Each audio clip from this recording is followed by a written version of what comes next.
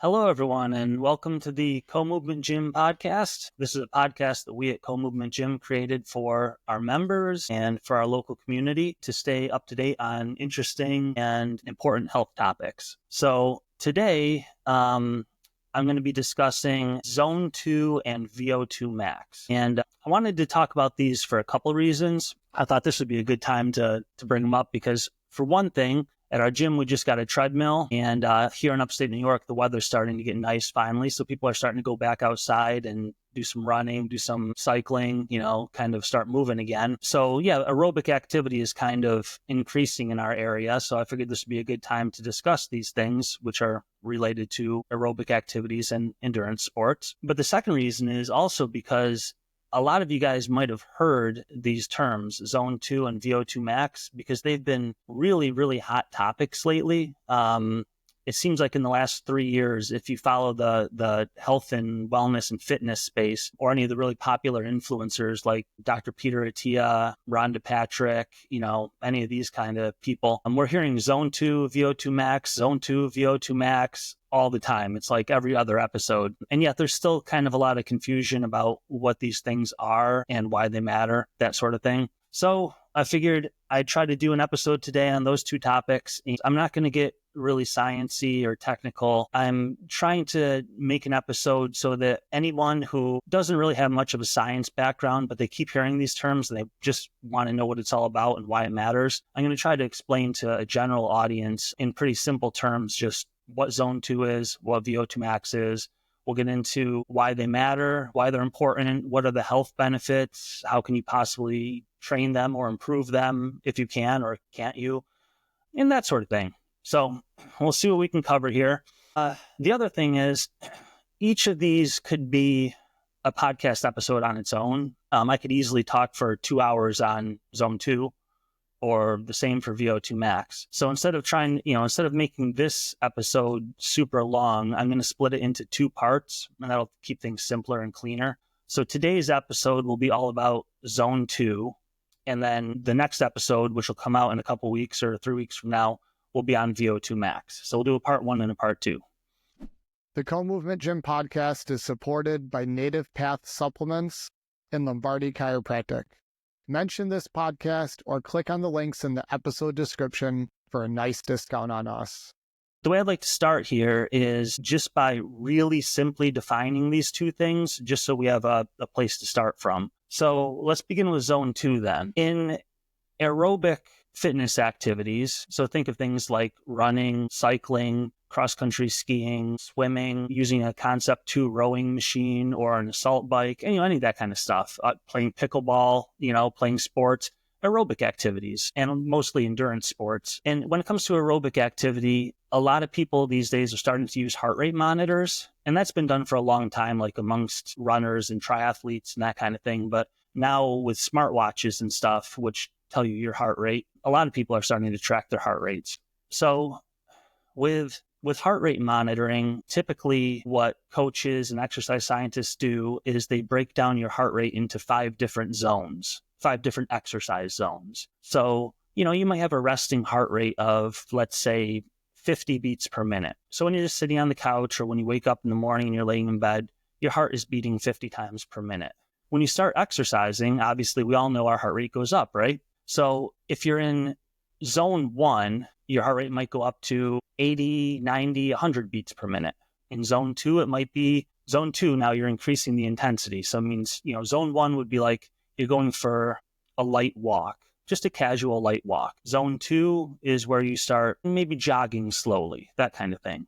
Zone 3, now you're running, but you're not running that fast, but you're working a little bit harder. Zone 4, now you're running really fast, and you're kind of huffing and puffing. And then Zone 5 would be like you're all out sprinting. You're running as fast as you possibly can. So the different heart rate zones are basically your different intensities of aerobic exercise. And in Zone 1, you might be at like 100 beats per minute. Zone 2, you might be at 130 beats per minute. Zone 3, maybe now you're up to 150. Zone 4, maybe you're up to 170. And in Zone 5, you might be at your max heart rate, which for you might be 190 beats per minute, something like that. So the reason that exercise scientists separate aerobic activity into these zones is because there's different benefits that you get from training at different zones. Zone 1 gives you certain benefits, Zone 4 gives you certain benefits, and so on.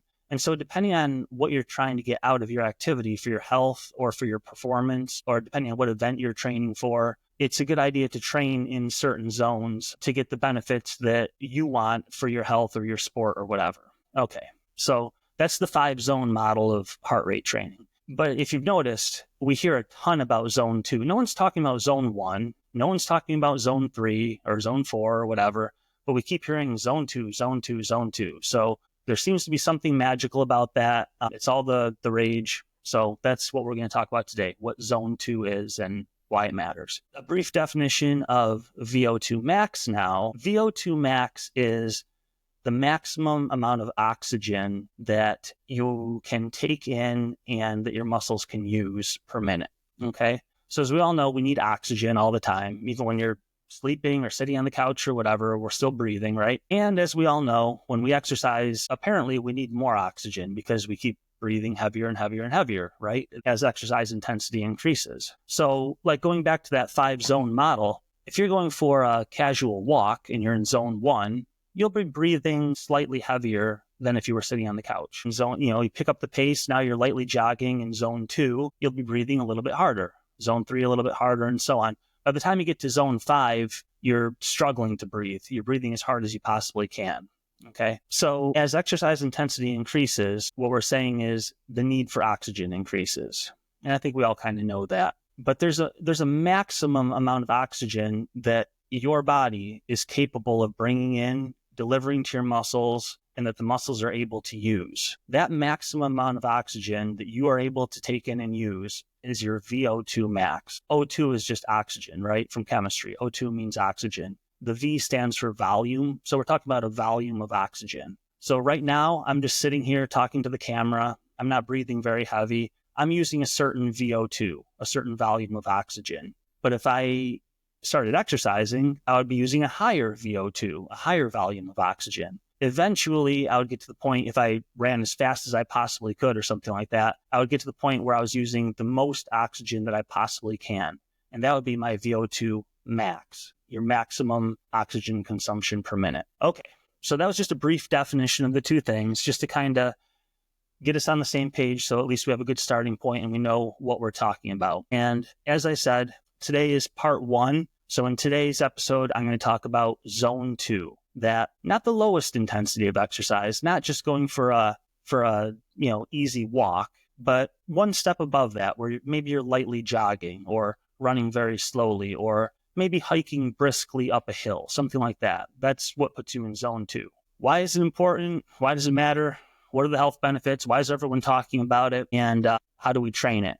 And then I'm also at the end of the episode going to get into a few myths and misconceptions, because there's a few big ones out there about Zone 2 that I keep hearing all the time. And I just want to clear that up so that no one falls into the trap of misunderstanding Zone 2 in those ways. Okay?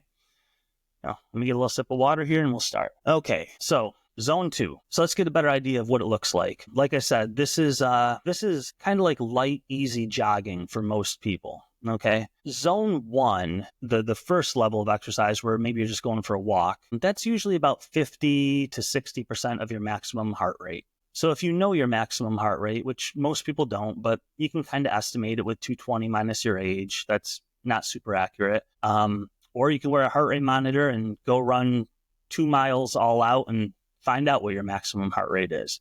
But if you know your maximum heart rate, Zone 1 is about 50 to 60% of that. So if your maximum heart rate is 180 beats per minute, Zone 1 might be, I don't know, what would that be, like 78 to 90 beats per minute, something like that. Zone 2 is one step above that. Zone 2 is where you increase the intensity a little bit. Now you're running slowly or jogging or whatever. And in Zone 2, your heart rate is going to be roughly, for most people, about 60 to 70% of your maximum heart rate. So let's say your maximum heart rate is 200. Your Zone 2 would be somewhere around 120 to 140 beats per minute, somewhere in that range. Another good way to estimate it is with something called the MAF formula, MAF formula. And that's, you just take 180 and subtract your age. So I'm 43 years old, 180 minus my age, 180 minus 43, that's 137. So my zone 2 would be up to 137. So maybe like, and it's usually about 20 beats below that also. So maybe like 117 to 137. That would be my zone 2. So when I do my zone 2 training, like I did this morning on my treadmill, I try to keep my heart rate below 137. I keep it like around, somewhere between 130 and 137, like mid 130, something like that. That 180 minus your age thing works pretty well. So that's one way to estimate it. And if you don't have a heart rate monitor, that's probably the best way to do it. So other ways, though, to know that you're in zone 2. Zone 2 is often referred to as the conversational pace. Basically, what that means is, let's say you're going for a run. If you were talking to me on the phone while you were running, you would be able to speak in full, complete sentences. You're not breathing so hard that you can only get one word out at a time. You'd be able to speak in like one or two sentences at a time, and then you'd have to breathe, but it's not very much. So you could carry on a conversation while you're in zone 2. If you're out running with a buddy, you guys could be chit-chatting the whole time and not struggling to breathe. Now, if I was on the phone with you, I would be able to tell that you're exercising, because I would kind of notice that your breath is ever so slightly labored. So I would know that you're doing something, but I would still be able to have a conversation with you. As opposed to zone 1, where you're going for a casual walk. In zone 1, you could have a whole conversation, and if I was on the phone with you, I wouldn't even know that you were exercising, because you can just speak as if you're, sitting in a chair when you're going for a walk. You don't get out of breath at all. Your breathing isn't even slightly labored. So that's one way to know that you're in zone 2. It's an easy conversational pace. Okay. And let's see here. As I said, the more advanced and more accurate way of knowing that you're in zone 2 would be to actually get a heart rate monitor. So these days, a lot of people are wearing smartwatches, Apple watches. They can tell you your heart rate. More advanced watches like a Garmin or a Coros, they can read your heart rate a little more accurately. And then the most accurate way of getting a heart rate measurement is with a chest strap. If you want to get a chest strap heart rate monitor, they're awesome. That's what I use. That's what a lot of people at our gym use. I would recommend the Polar H10, Polar, Polar. That's the brand. H10 is the model. And it goes for about $70 or something like that. Fantastic heart rate monitor. It'll sync right to your phone. It'll tell you exactly what your heart rate is in real time. And you can look back on your workout and see what your heart rate did throughout the whole workout. So if you're wearing a heart rate monitor, like I said, roughly 60 to 70% of your maximum heart rate is what you're going for. Okay. So that's how you know that you're in zone 2. So now that we understand what zone 2 is and how you can figure out whether you're in it or not. And by the way, I should mention, I'm going to probably talk a lot about running in this episode. I'll use that in all my examples.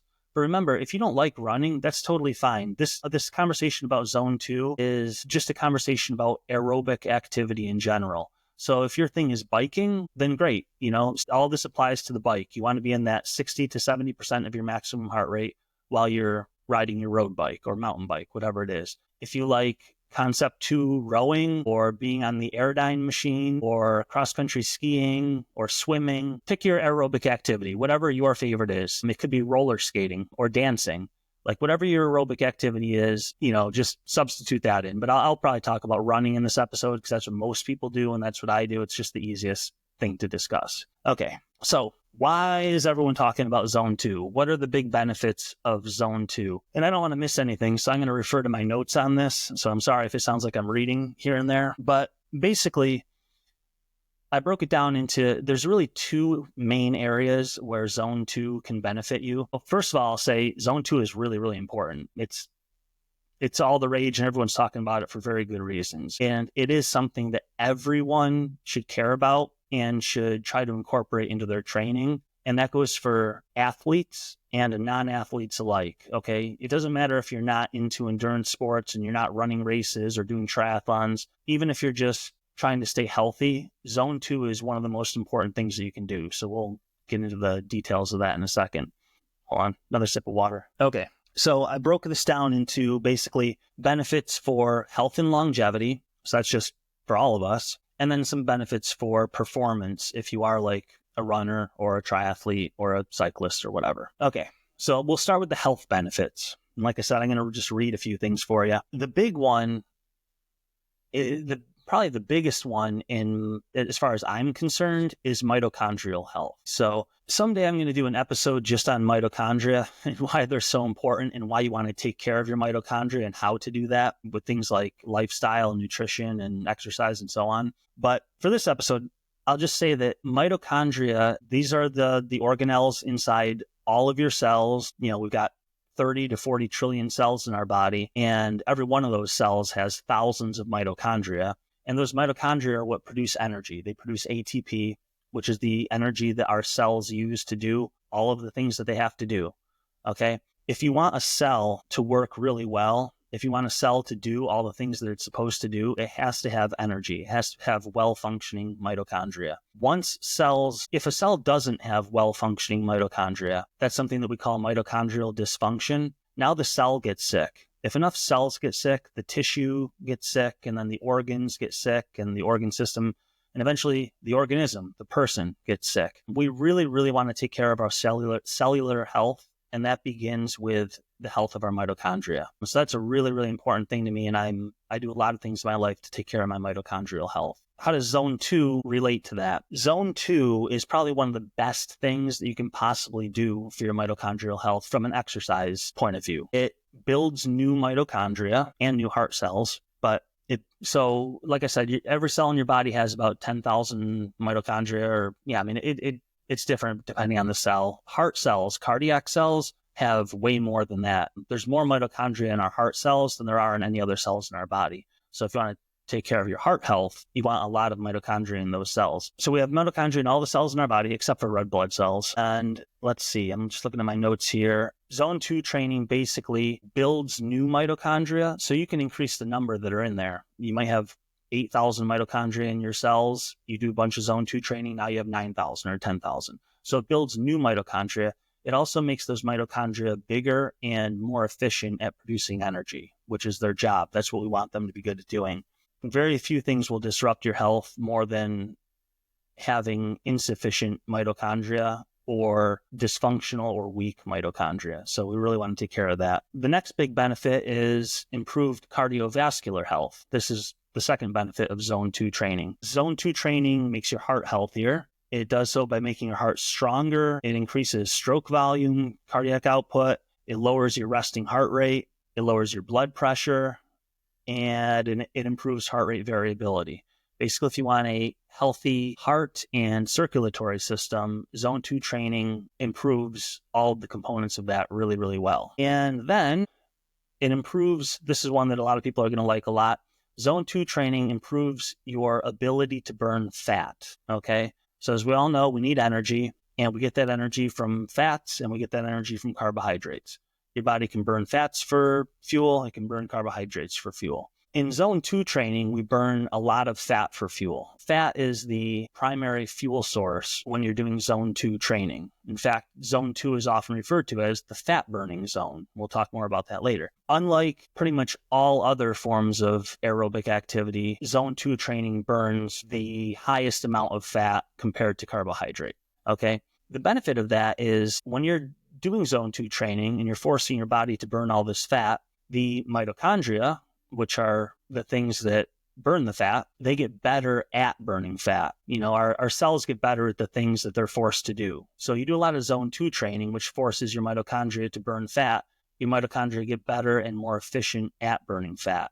This is really helpful, through all the other times in your life when your body wants to burn fat for fuel. Now it can do it more efficiently, more effectively. It makes weight loss a lot easier, and it makes us more metabolically flexible, which basically means our bodies don't rely on carbohydrates overly much. They can burn fat for fuel when they want to and when it's appropriate.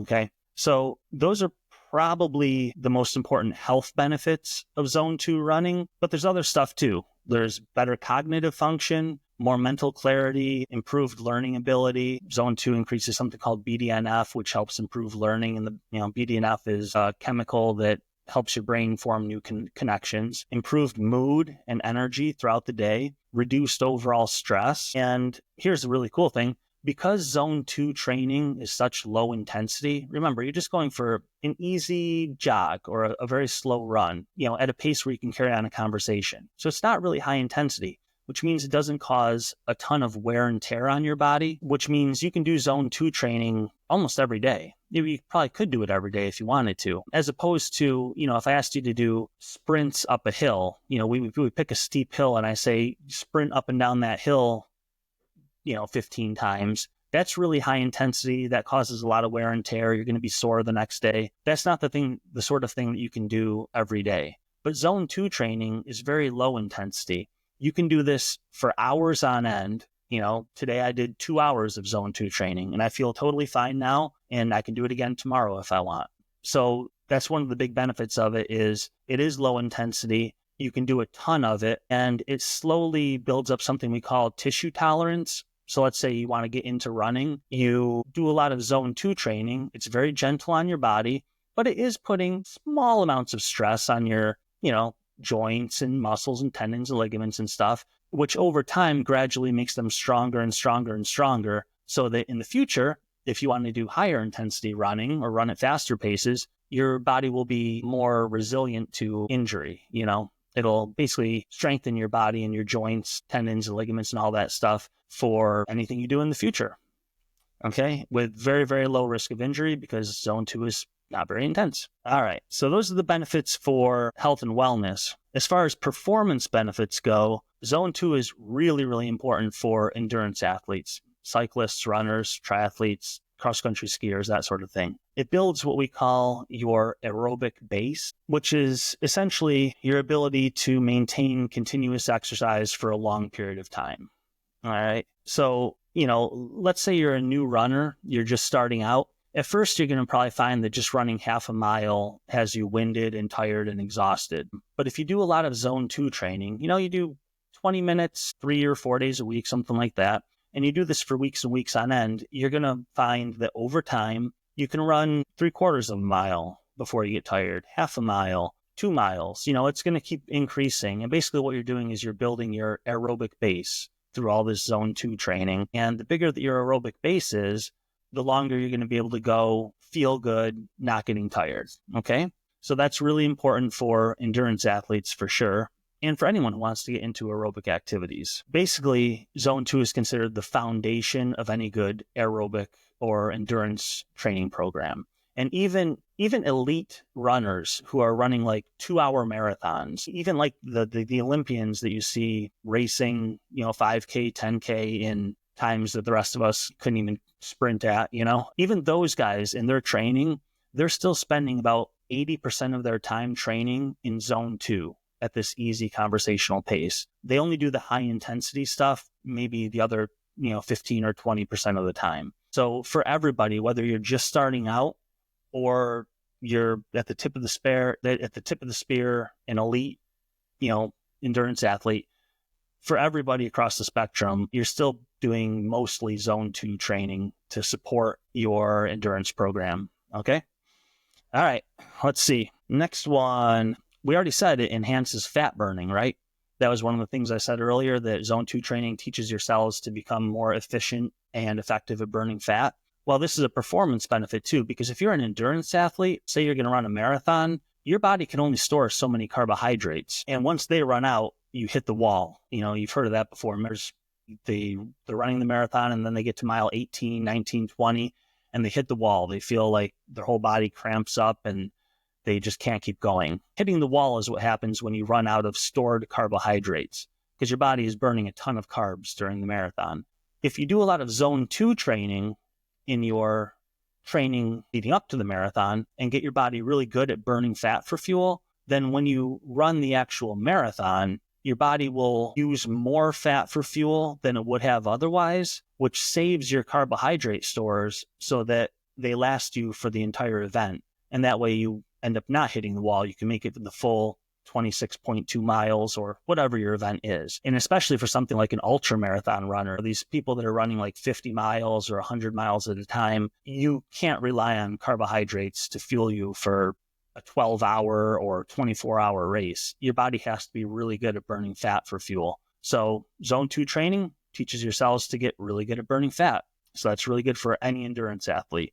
Zone 2 training also builds new capillaries. So capillaries are the little tiny blood vessels that go in and around all your muscle cells and all the cells of your body. Capillaries are where gases are exchanged, where oxygen is delivered into a cell and carbon dioxide is taken out and waste products are taken out and nutrients are put in. So capillaries are really important. And we all have, if you looked under a microscope at any of our muscles, you'd see a bunch of little capillaries going in and around all the cells to deliver nutrients and oxygen and remove waste. But your body can build more capillaries, and that's what zone 2 training does. The more time that you spend doing zone 2 training, the more your body sprouts these new little capillaries all over and all throughout your muscles and other organs, all throughout your whole body, which just means that now you have a better delivery system to get more oxygen and nutrients into your cells and clear more waste products and carbon dioxide out. So that's super important for everyone, but definitely for endurance athletes, you want to be very good at delivering oxygen and nutrients and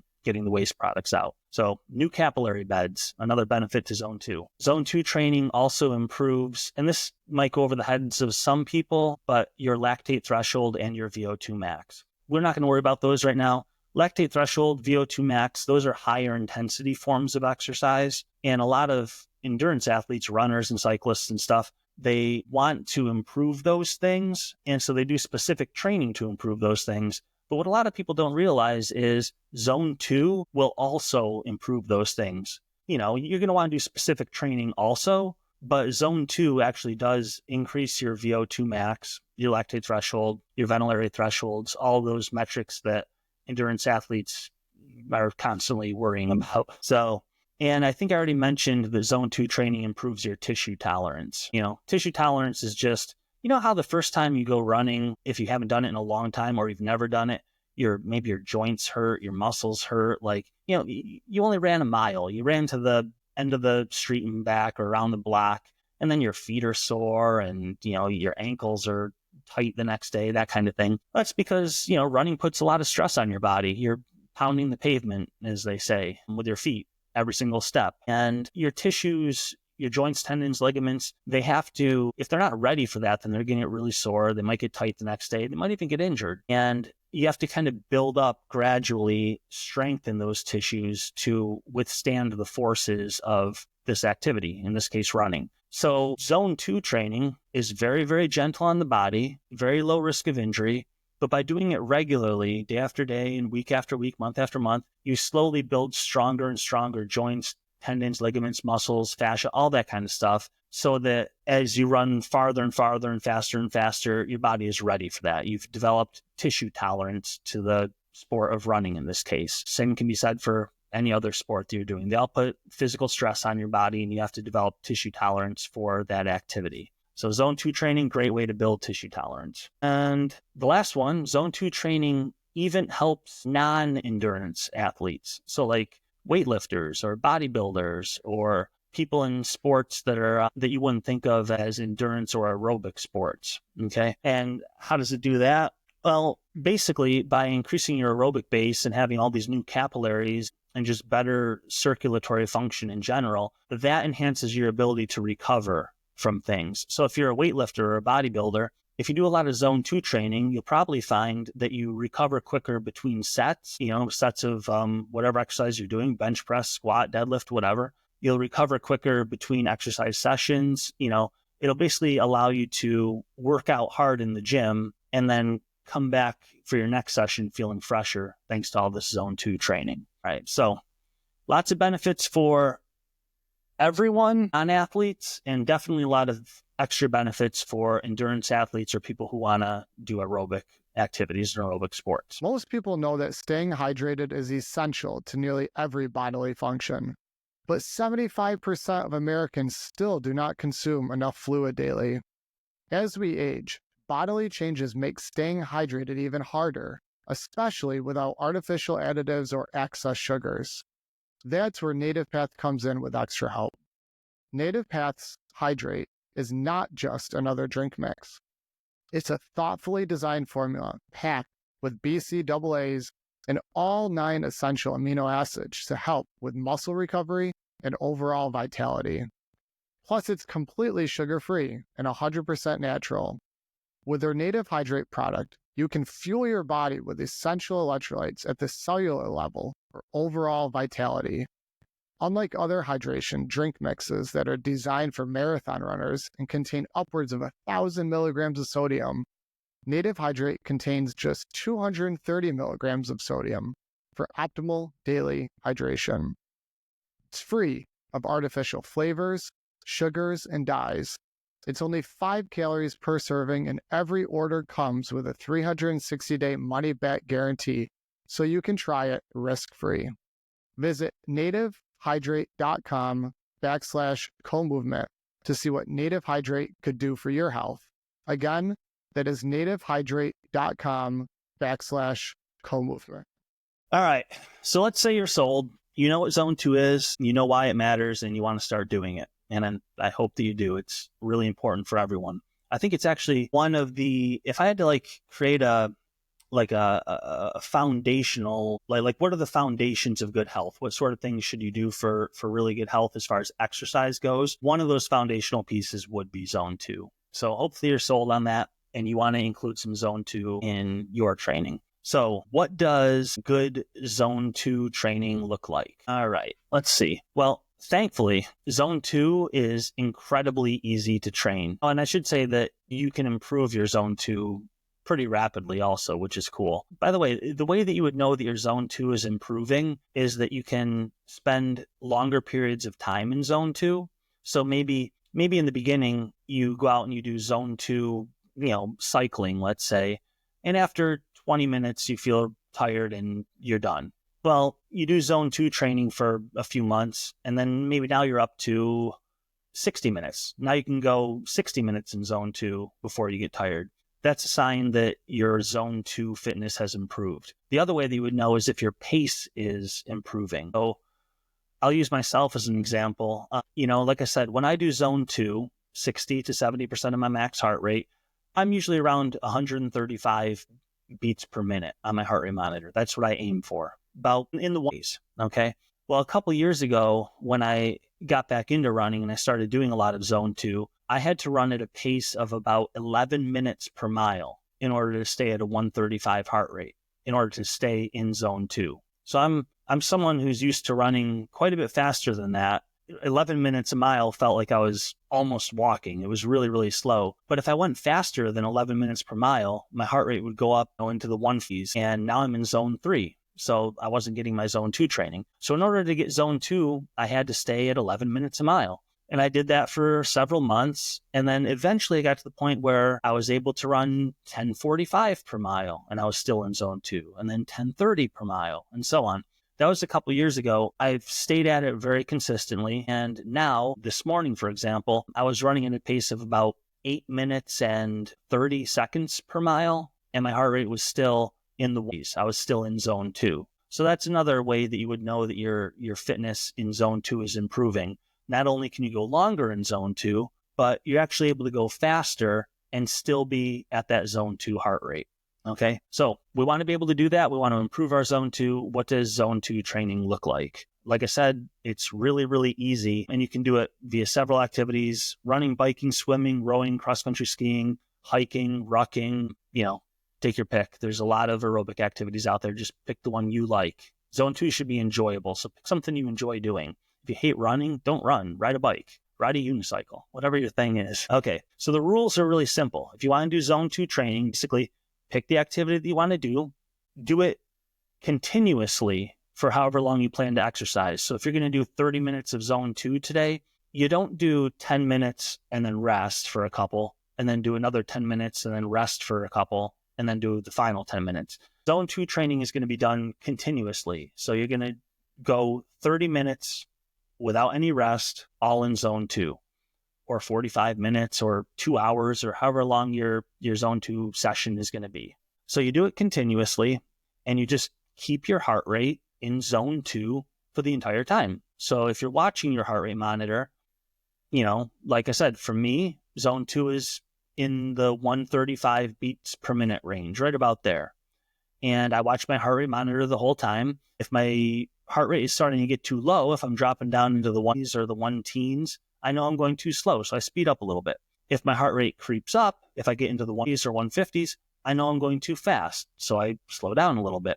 So you're always watching your heart rate monitor, checking your Garmin watch or whatever heart rate monitoring device you have. And you just make sure that for that whole continuous exercise session, you're staying in your target zone 2 heart rate range. It's as simple as that. And remember, if you don't have a heart rate monitor, you're just trying to stay at an easy conversational pace. If you're out running, talk to yourself. See if you can talk in full, complete sentences with, if you have to stop and breathe every few words, then you're going too fast. If your breath is like pretty audible, like someone can hear you breathing as you run by, you're probably going too fast.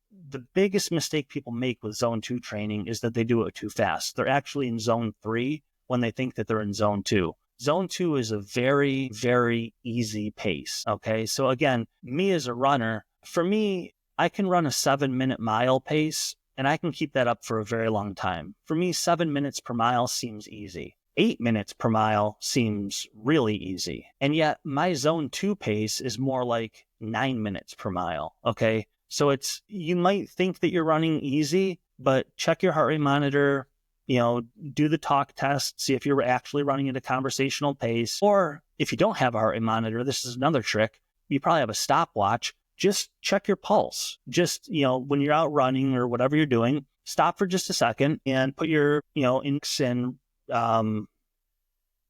and middle fingers on your artery in your wrist and just count how many times your heart beats in 30 seconds, and then double that. So that'll give you how many times your heart is beating per minute, and see if you're actually in that zone 2 heart rate range. If you're supposed to be at 120 beats per minute, and then you stop and you feel your pulse and you count how many times you're beating per minute, and you're actually at 150, oops, we were going too fast. So now by doing that a few times, you can kind of get an idea of roughly what your pace is to stay in zone 2. So that's it. Pick your favorite activity. And by the way, your activity doesn't have to be the same every day. On Monday, you could go for a jog. On Tuesday, you could get out your bike and ride. On Wednesday, you can get on your Concept 2 rowing machine. You can mix it up however you feel like. The important thing is that you're doing continuous activity for at least 20 minutes, I would say, when you start out, but preferably 30 minutes to an hour. And I would say 3 to 4 days a week. If you can do that, you're going to be in great shape.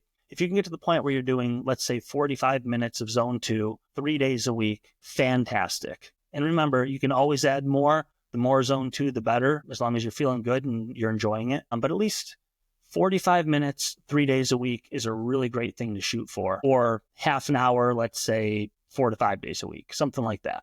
Okay. So I think that wraps up how to train for zone 2. Easy enough. And the last thing I want to get into here is, and this will be the fun part, misconceptions about zone 2. And I'm going to take a little break here as I take another sip of water. Don't want to get dry mouth while I'm talking. Okay. So let's see. Where should I start with the misconceptions about zone 2?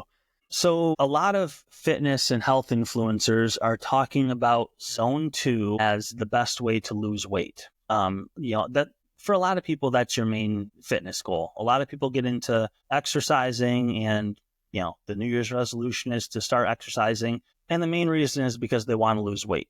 Okay. And then you hear a ton of fitness influencers who are pretty knowledgeable and talk about this stuff pretty well with a lot of accurate information. And they refer to zone 2 as the fat burning zone. Okay. So I've got no problem with that. We can call zone 2 the fat burning zone. I'm happy with that.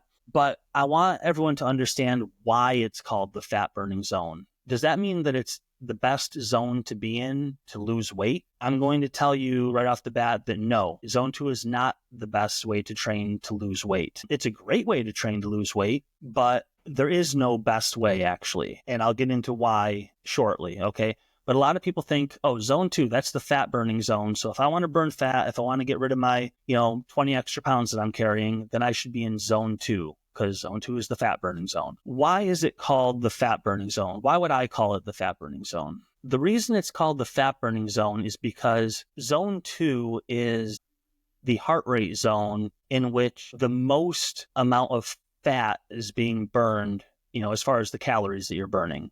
All exercise burns calories. So in zone 2, we're burning more calories from fat than we are in any other zone. More so than zone 1, more so than zones 3, 4, and 5. Okay, that's why it's called the fat burning zone. Let's take a look at what that looks like. Something to know first, when you are doing things at very low intensity, say just sitting on the couch or sleeping, when you're doing something that is very, very low intensity, your body burns more fat for fuel and less carbohydrates for fuel. Okay, and then as intensity increases, say you start walking, then you start jogging, then you start running, then you start sprinting. The more intense your exercise is, the more your body will start relying on carbohydrates for fuel, and it'll burn less fat. Okay, so that is 5-zone model. Zone 1 is the least intense, then zone 2, 3, 4, 5. The lower you are in zones for your exercise, the more calories that you're burning are coming from fat.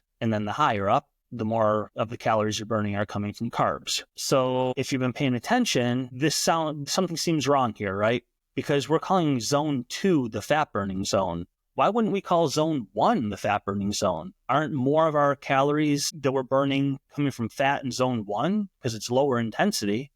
And the answer is yes. If you're in zone 1, the calories that you're burning are coming more from fat. And if you're in zone 2, it's a little less from fat and a little bit more from carbs because zone 2 is more intense than zone 1. So why is zone 2 called the fat burning zone and not zone 1? Zone 1 is the least intense, the most fat burning. And the reason for that is, think about how many calories you're burning. Zone 1 is very, very low intensity. Zone 1 is just like an easy, casual walk, okay? So even though most of your calories are coming from fat, you're not burning many calories. In fact, in zone 1, if you go for a walk, you burn roughly 50 calories for every mile. That's not a lot of calories. Zone 1 just is so low intensity that there's not much of a calorie burn. So in zone 1, you're burning, let's say, 50 calories per mile. Now you go up to zone 2. Now instead of walking, you're doing a light jog, okay? In zone 2, when you're lightly jogging, now you're burning about 100 calories per mile. That's twice as many calories. So even though the calories that you're burning are coming slightly more from fat in zone 1, you actually burn more calories from fat in zone 2 because you're burning more calories overall. You're burning twice as many. And the difference in the amount of fat that you're burning between zones 1 and 2 is not that different. It's really, really similar. Slightly more in zone 1, but pretty darn close to what you're burning in zone 2. So that's why the fat burning zone is not zone 1. Yes, you're burning most of your calories from fat, but you're just not burning many calories. Okay, but then that leads to another question, right? Like, well, why isn't the fat burning zone zone 3 or zone 4 or zone 5? Yes, we understand. I've already said that in those zones, you're burning more carbohydrates, but you're also burning a lot more calories because the intensity is increasing. And the answer to that question is just that something really interesting happens when you go from zone 2 into zone 3. Something interesting metabolically happens. There's a metabolic shift in your body. At higher intensity exercise, fat is just too slow of an energy source to really fuel your activity. And so your body has to switch over to predominantly carbohydrate burning. So in zones 1 and 2, those are low enough intensity that most of the calories you're burning are coming from fat. But once you flip from zone 2 into zone 3, and then you go beyond that, you're now working at a high enough intensity that your body all of a sudden does a big metabolic switch. The vast majority of the calories that you're burning are coming from carbohydrates and very little from fat. In fact, when you get all the way up to zone 5, you are burning no fat at all. Zone 5 is fueled 100% from carbohydrates. So if you're sprinting and or running a mile as fast as you can or whatever, if you're in zone 5, all of the calories you're burning, and it's going to be a lot of calories because zone 5 is very, very intense, but all of the calories you're burning are coming from carbohydrates and none from fat. So that's why zone 2 is called the fat burning zone. It's low enough intensity that most of your calories are coming from fat, but it's also high enough intensity that you're burning a significant amount of calories. So basically, out of all 5 zones, if you're doing any sort of aerobic activity, you can be in any one of these 5 zones. If you're in zone 2, that's going to be the zone where you are burning the most fat per hour. So if I have 5 athletes, one of them's in zone 1, one of them's in zone 2, 3, 4, and 5, and they all work out for an hour in those zones. At the end of that hour, the person in zone 2 will have burnt the most fat out of all of them. Okay? Although I can't imagine someone working out for an hour in zone 5. That's pretty much impossible. It's just way too high intensity, but you get my point. All right. Another sip of water. Hold on a second. Okay. Let me see. I think there was another misconception that I wanted to talk about here. Let's see. The fat burning zone. Well, okay. I'll think of it in a second. Let me get on to a different misconception. This is just a little technical point, but I just want to point it out because I've heard a lot of people say this and it's inaccurate, and I just want to make sure that we clear it up.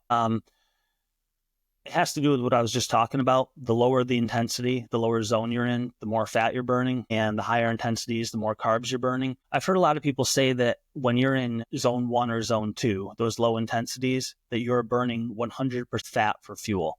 You know, someone will say, you should exercise in whatever, zone 1, zone 2. You should exercise at a low heart rate because when you do that, all of the calories that you're burning are coming from fat. That is not true. In fact, in zones 1 and 2, about 60 to 70% of the calories that you burn are coming from fat.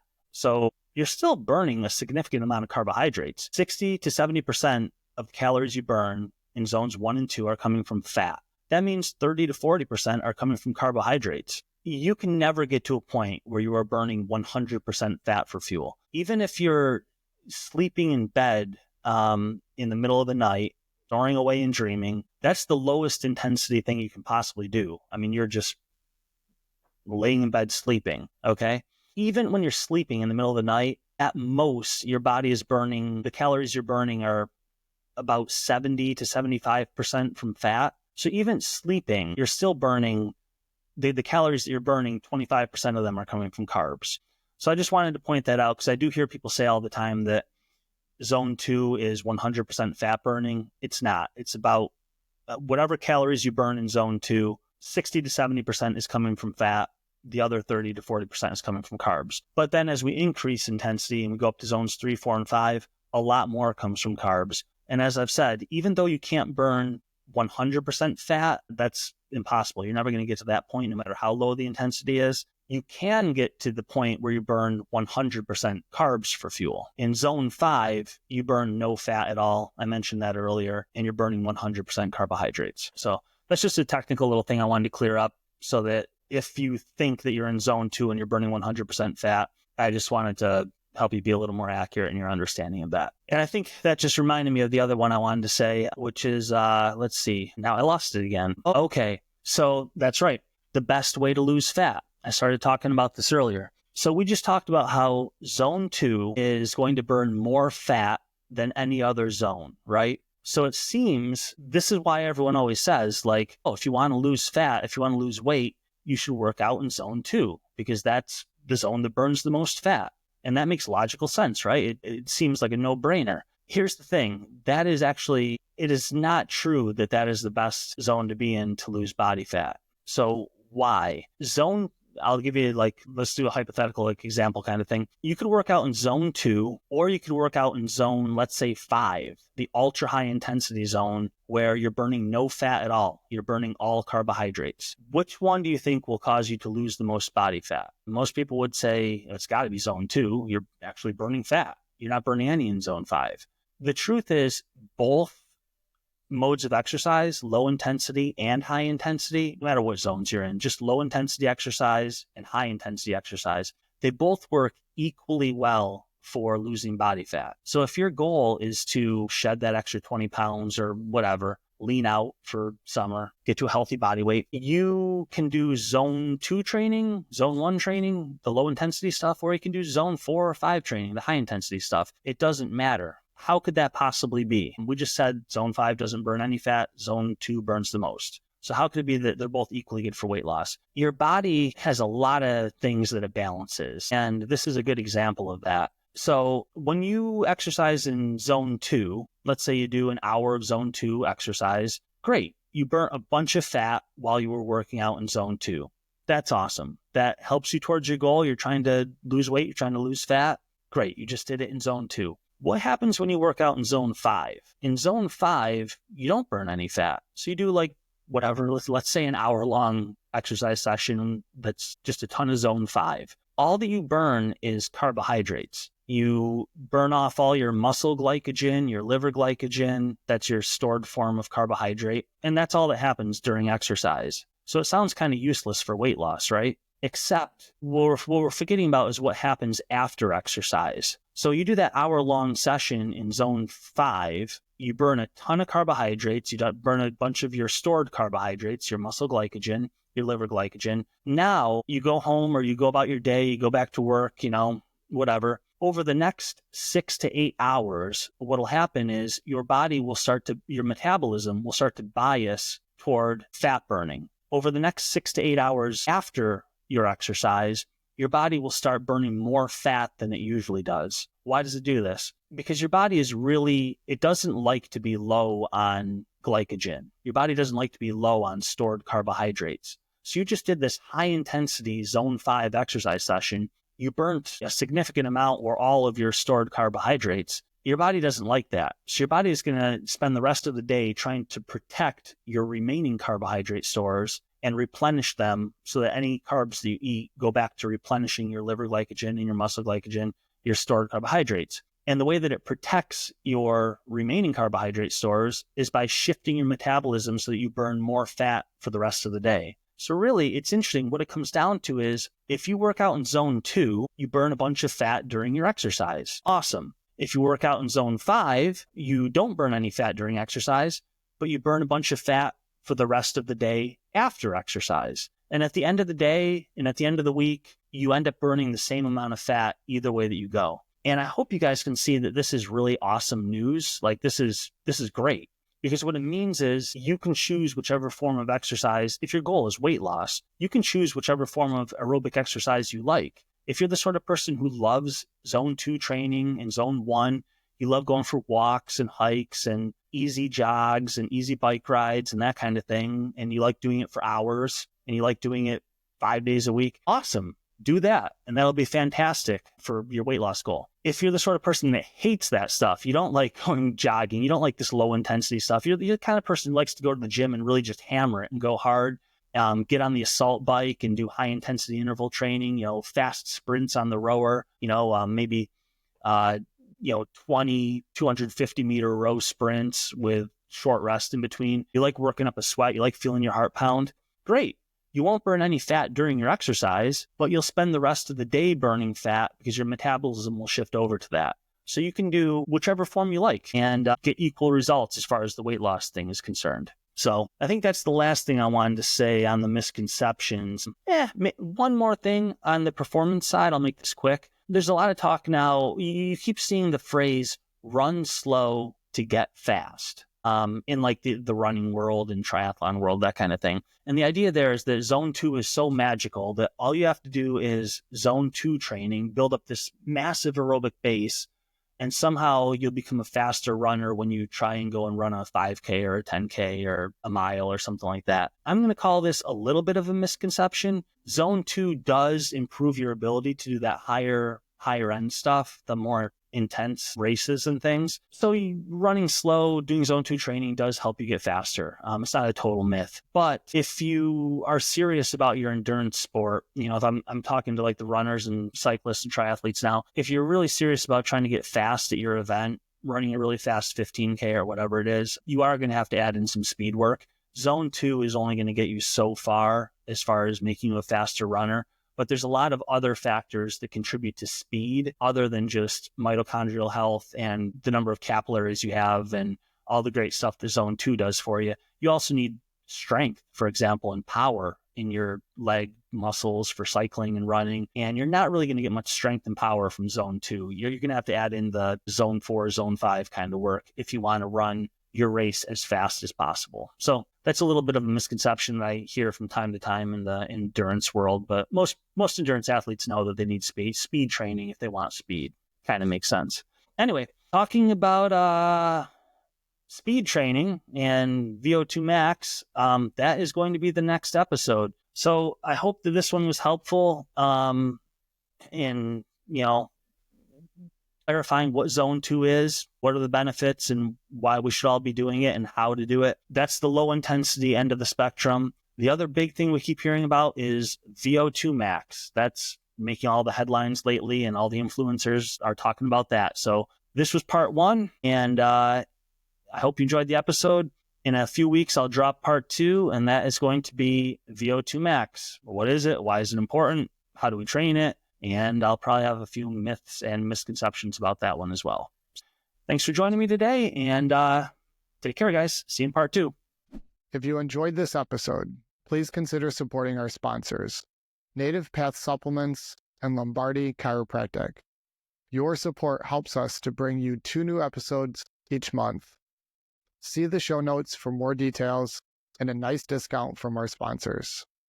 Thank you, and see you next time on the Co-Movement Gym Podcast.